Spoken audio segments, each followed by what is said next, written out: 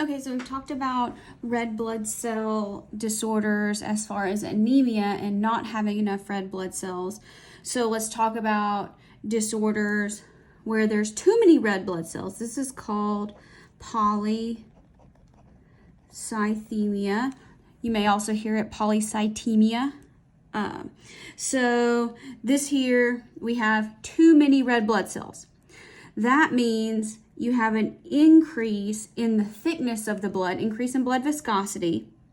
So if it's thicker, it's going to flow slower. So you're not going to get as much of blood flow. Just think like room temperature syrup or honey.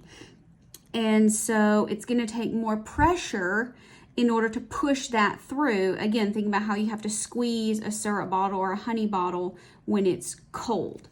And so that's going to result in an increase in blood pressure. So there's a couple of types.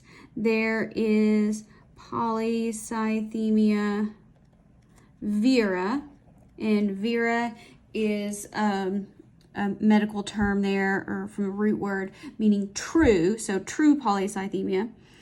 And so let's say that, let's say true.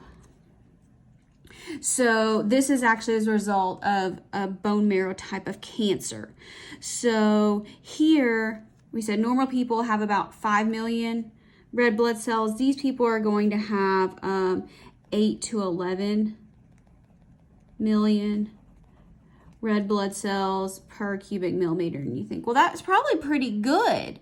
But they're going to have blood volume increase, a lot of dizziness due to an increase in blood pressure, and that's going to lead to an increase in stroke risk. And then you can also have secondary polycythemia.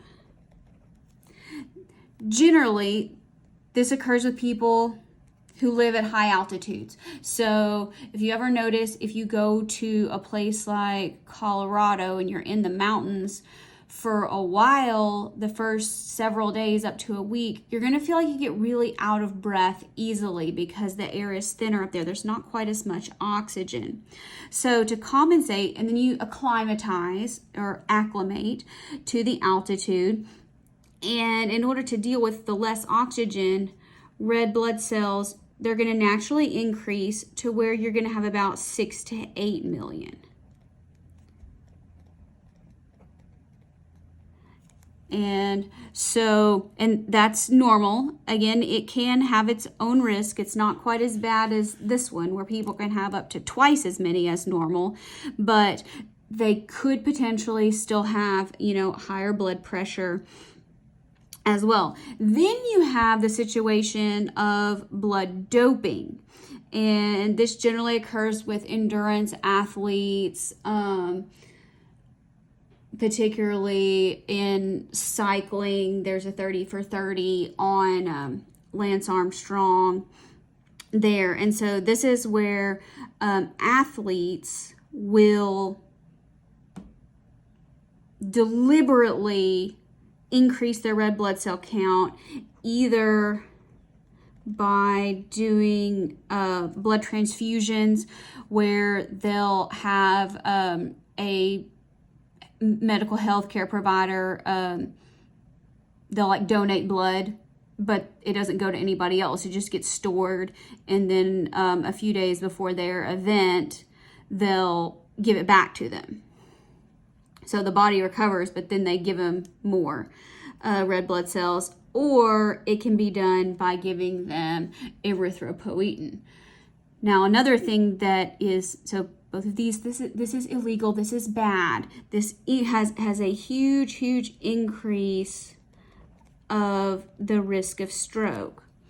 Because again, we're talking about increased blood pressure, increased stroke risk.